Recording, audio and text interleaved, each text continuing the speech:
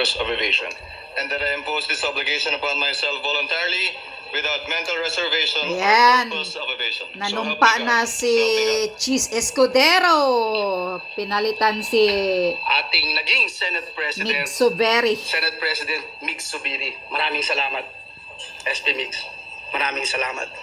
Madam President, anuman po ang ating politikal na paniniwala, saan man po tayong grupo nakabilang o napapabilang, sa bandang huli, isa lang po ang ating pinipili, ang ating minamahal na Pilipinas.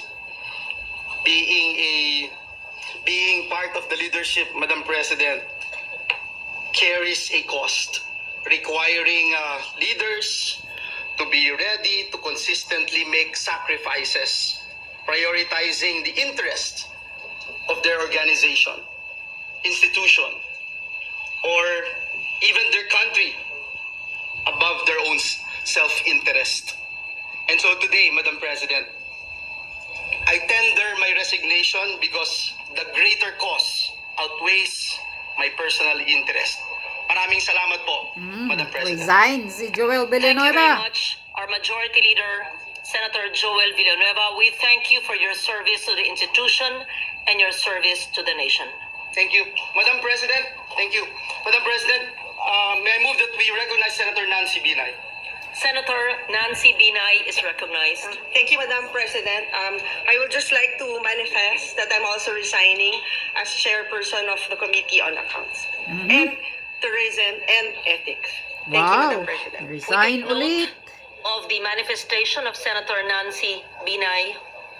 Thank Madam you. We thank you for your dedication to duty as well. Madam President, Senator Sani Angara is also seeking the floor. I move that he be recognized. We recognize Senator Sani Angara, Chairman of the Committee on Finance. Thank you to the beauteous Chairman presiding of officer. Committee on Finance. Majority Leader, I'd like to pay tribute to our outgoing Senate President, our outgoing Majority Leader, our outgoing Senate President Pro Temp, and the leadership team, who was a very productive. I think there's no reason, of course, emotions may dictate that they bow their heads, but there's no reason to bow their heads. Talagang, I think, when all is said and done, when history is written, wala silang ikakahiya. They stood on the right side of history. I think when this institution was under threat, pinaglaban ni Senate President Zubiri ang ating institusyon, pinaglaban niya ang ating taumbayan dun sa mga gustong solohin ang kapangyarihan. To our majority Gustong leader, solohin thank you ang for being here day in, kapangyarihan. day out, late, along with Senator JV's team. To you, it's a very productive team, so I just want to thank. But at the same time, I'd like to also tender my resignation as the chairperson of the Committee on Finance, the chairperson of the Committee on Youth, and the chairperson of the Subcommittee on Constitutional Amendments, in order to give the new leadership a free hand to choose who they wish to fill up these positions. And I thank our colleagues for the chance to serve them for the last 5 years as the chairperson of the Committee on Finance. I think we achieved real progress together, and I think if at all I was able to empower you to fulfill or to realize your advocacies. I think yun ang masasabi po natin. And I wish the incoming chairperson, Senator Grace Poe, is a great senator, very hardworking, the best on the job. She's definitely up to it, and of course to the new leadership, Senate President Cheese Escudero, I wish you and your team the best, sir. Thank you, Madam President. Thank you po. We would like to thank Senator Sani Angara for his brilliance, his fairness, his dedication to duty as chairman of the Senate Committee on Finance, a post I held before him. Thank you so much, Senator Sani. We appreciate the work you've done. Madam President, Majority Senator Leader. JV Ejercito, our Deputy Majority Leader, is seeking the floor. I move that he be recognized, Madam President. Our Thank you. Deputy Majority Leader, Senator J.V. Ejercito, is recognized. Thank you, Madam President. First of all, I'd like to thank the Senate President Juan Miguel Zubiri for the trust and confidence. Majority Leader Joel Villanueva, and of course, Madam President, the Senate leadership for entrusting me to become the Deputy Majority Leader for the past 2 years. And all I can say is that I'm very proud to be part of this team under the leadership of President Mig Zubiri. One thing is for sure, this team is principled, hardworking, and this team fought for the institution. And those countless nights, evenings, sessions during the budget hearings will always have a mark in my history. And again, I would like to resign, of course, to give the new leadership a free hand in reorganizing the Senate leadership. But again, I would like to say that I will always be proud to be part of this institution and proud to have been part of the leadership under Senate President Migs, who really was a very productive team. And thank you very much also to the Senate staff for your cooperation in that. Para ka the namang times that, hinihingal. we were on the floor. Ang lalim ng... To the new leadership of under Senator Cheese, good luck to their team, and you can always count on us to be there, no, as a senator of the Republic. Mabuhay po kayo lahat.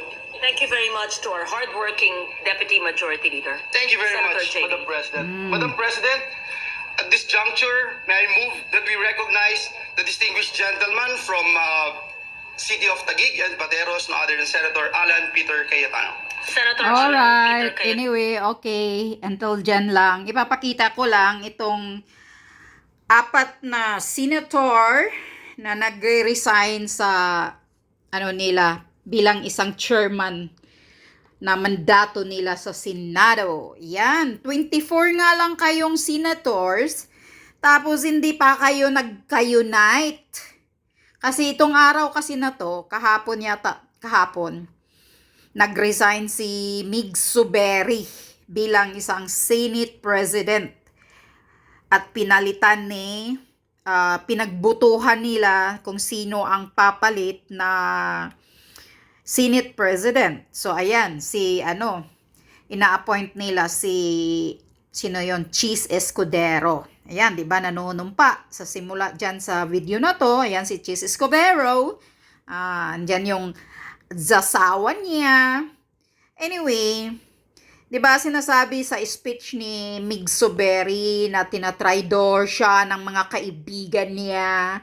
Ayan, Zubiri, ngayon alam mo na basta mga politiko, mahirap pagkatiwalaan. Huwag kang magtitiwala dahil karamihan ng mga politiko, pang self-interest lang nila. Hindi talaga sila andyan para sa bayan at para sa magserbisyo sa mga Pilipino. Ngayon, alam mo na, unitin ka dati, di ba? Napunta ka kay Marcos Jr. O ano ngayon? Halata naman, Mig Zubiri, kahit ayaw mong aminin sa speech mo, halatang halata na ginigipit ka ng Malacanang. 'Di ba? Sabi mo, yung mga may kapangyarihan talaga, ginigipit ka, pressure ka simula noong yung putang inang PI na yan ni Tambaloslos na hindi ka uma-action agad kasi pinamadali sa inyo. Pinamadali na tapusin agad sa Senado. Tapos sinabi ni Mig Zubiri na pag-aralan muna, hindi yan madaliin. Oh, yan. Simula dyan, mismo kay Zubiri galing yan. Simula sa PI na yan, andyan nagsisimula na pinag-iinitan na si Zubiri. Kaya pinaresign si Zubiri. Ang totoo yan, siguro ayaw lang ni Mig Zubiri magsabi ng katotohanan eh. Baka pinaparesign siya. Kaya nag-resign, nag-tender ng resignation talaga siya. Ha? At ito sigurado, according to Maharlika, sigurado ito, kagagawa na naman ito ni Lisa Butod Ahas at ni Tambaloslo. Sino pa ang may makapangyarihan? Sino pa galing sa bibig ni Zubiri na galing sa may kapangyarihan? Ginigipit siya, pinipressure siya, yan. Pakialaman talaga. Itong gobyernong ito talagang walang hiya. Nakikialam sa lahat. Gusto talaga nila kontrolin nila lahat, lalo na yang si Tamba na hanayupak na baboy na yan. Walang hiya, kapal ng mukha ng nayupak na yan. Kaya ngayon, ayan, ang nag-resign, Si Joel Villanueva, si Angara, si Binay. Yan sila na lang ang nagsusuporta kay Mig Zuberi. Dahil nag-resign si Mig Zuberi, nag-resign din sila sa post na bilang chairman on committee dyan sa Senado. So yung iba na bumoto kay Chis Escudero, at yung Escudero na yan ako, halata naman sip-sip din yan sa kay Bangag. Hirap din magtiwala dyan. Titingnan lang natin. O yan. Yan ba ang unit team?